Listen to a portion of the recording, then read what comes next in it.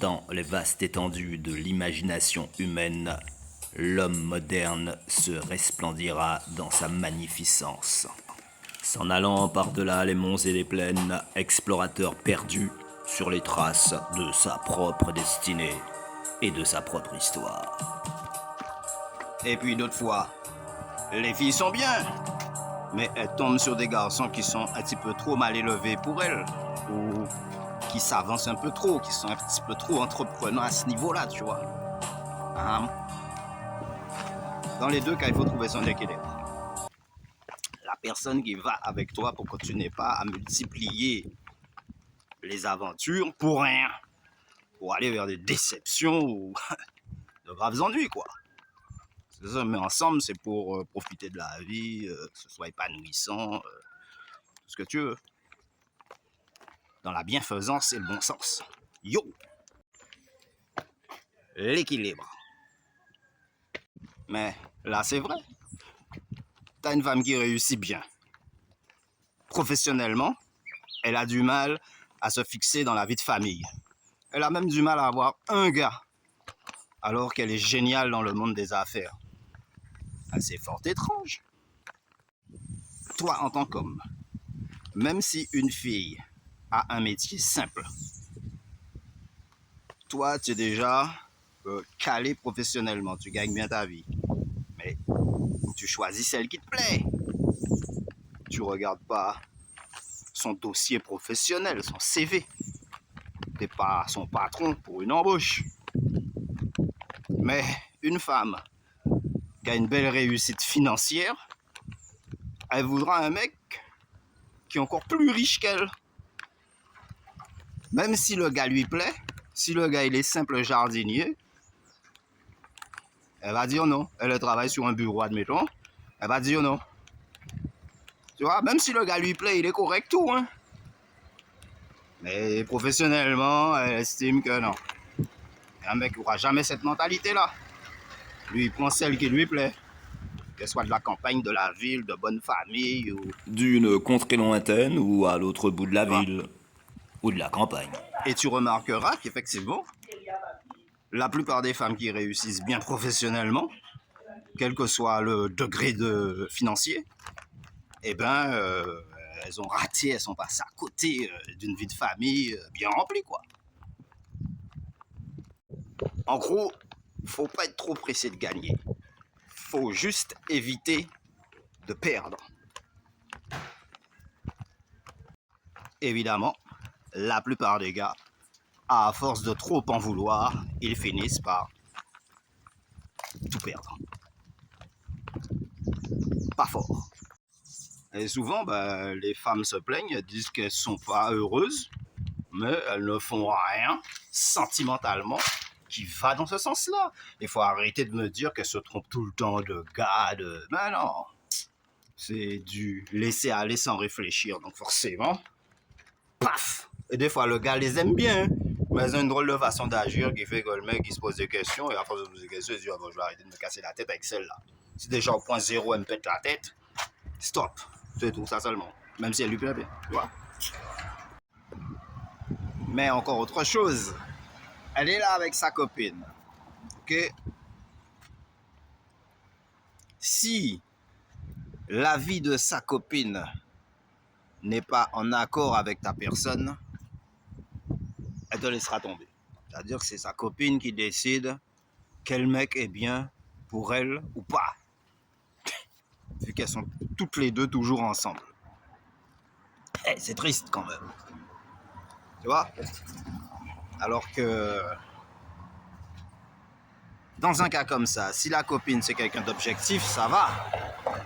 Mais si c'est une manipulatrice ou bien une joueuse de poker, un Casino Palace, tu peux être sûr que, en sachant que l'autre est plus jolie qu'elle ou bien a plus d'attraction, eh ben c'est sûr qu'elle va jouer sur le mauvais tableau. Hein. À tous les coups, elle te dira non, lui, on voit bien que c'est un plouc et tout, etc. Elle donnera un mauvais avis, une mauvaise appréciation, simplement parce que elle est jalouse du fait qu'elle n'est pas bien intentionnée à l'égard de sa meilleure copine. Ça aussi, il faut faire gaffe à ça. Et alors on me dira souvent, et moi dans l'histoire? Ben, moi dans l'histoire, comme tu vois, je suis pépère, tranquille, et je fais des analyses. C'est pas que je donne des conseils, c'est que je te dis, voilà, la situation, la réalité, elle est telle qu'elle. Maintenant, c'est vos histoires à vous, ce sont pas les miennes.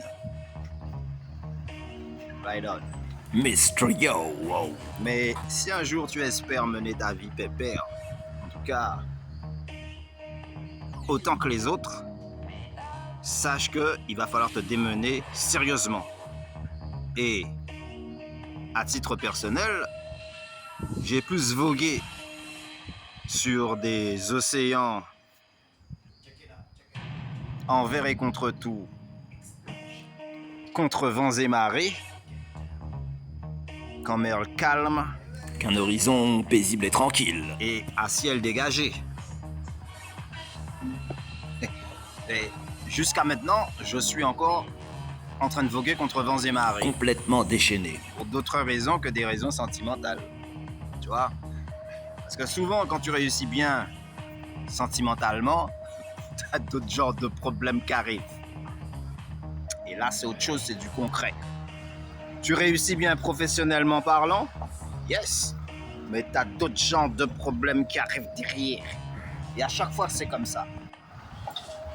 Tu le constateras toi-même, le moment venu. À vue d'horizon Ouais. paisible. Absolument. Qui a dit que la vie était un long fleuve tranquille? Donc perso, en tant qu'artiste musicien, moi j'ai beaucoup de dégagement. Donc ça fait que quand une fille me voit au premier abord, elle se dit « Ah bah ça va, tranquille le chat ». Mais quand j'actionne le booster, là elle se dit « Oh là, je suis largué là ». Tu vois? C'est pour ça que je suis conscient de tous ces scénarios-là. Et le tout, ce serait surtout de savoir où et quand. Mais pour finir, je dirais que si tu te cherches une fille bien dans le monde occidental, il faut déjà avoir une sacrée carrière derrière ou être de famille de renommée, quoi. Là-dessus, qu'est-ce qui se passe? Et donc, à chaque fois, elles se font avoir. Et de tous ces faux semblants, Et donc, évidemment. À chaque fois, stop. La suite se joue Se au font prochain avoir. numéro.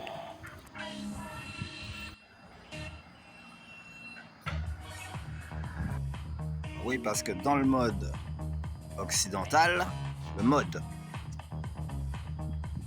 c'est sur tes critères financiers ou d'apparence que la fille elle se fait une idée. Mais à aucun moment, elle va chercher à savoir quels sont vos points communs, quelles sont tes valeurs. Est-ce que potentiellement elle pourrait correspondre à ton âme sœur? Bref, quelque chose qui va dans le sens positif. Eh bien non, puisque tu es dans le mode occidental. Et maintenant, si tu choisis une fille de la nature, qui a l'esprit positif, eh ben, ça va t'éviter quand même pas mal d'embûches. Parce qu'à la base, elle sait se débrouiller. Elle sait reconnaître l'homme qui lui convient. C'est-à-dire qu'elle va chercher au-delà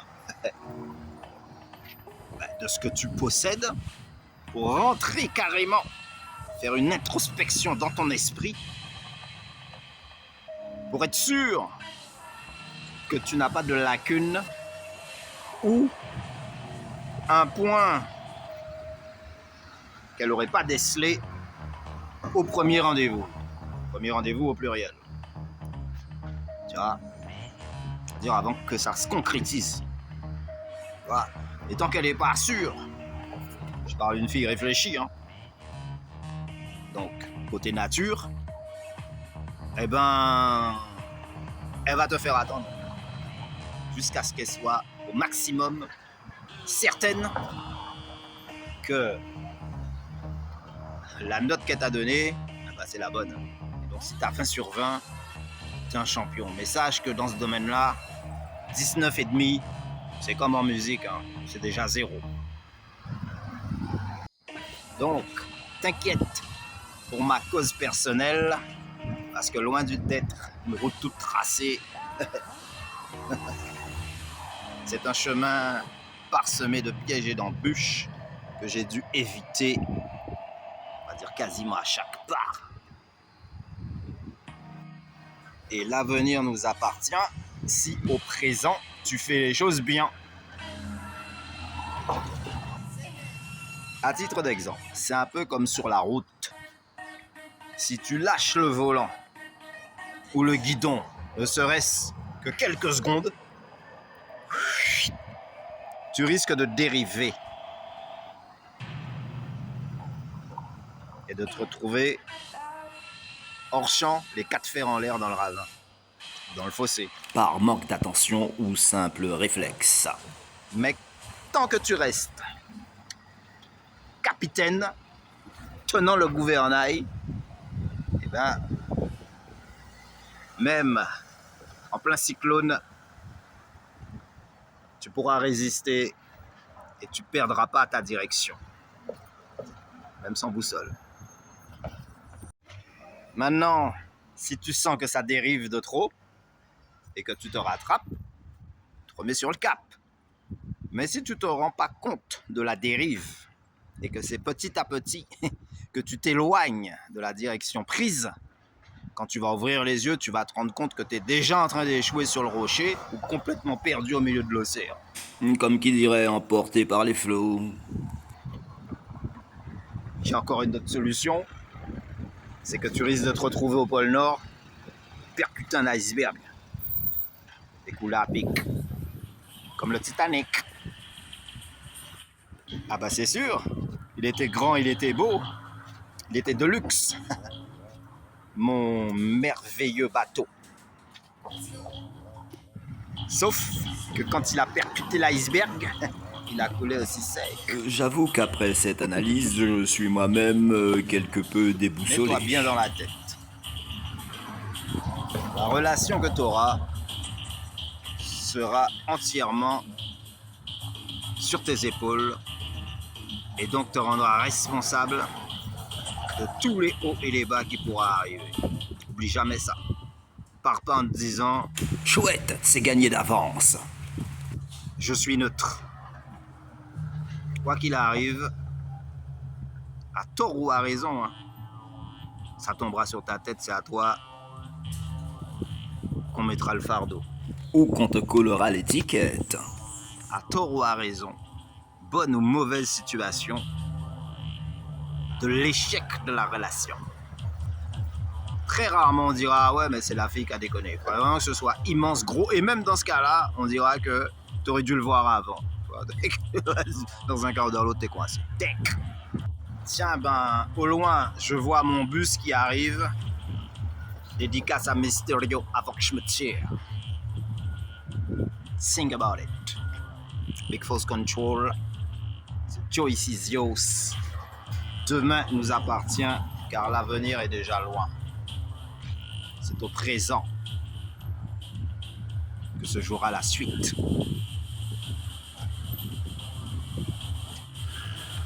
Mais attends, réflexion faite. À titre personnel, ben, t'imagines bien que si une fille n'est pas bien calée dans sa tête,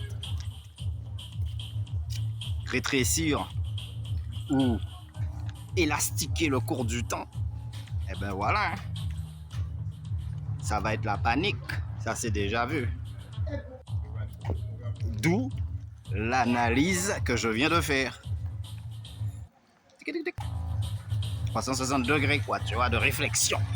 Je dirais que si Mysterio n'existait pas, il aurait fallu l'inventer. Mais heureusement pour nous, il y a quand même Atlantic TV, number one.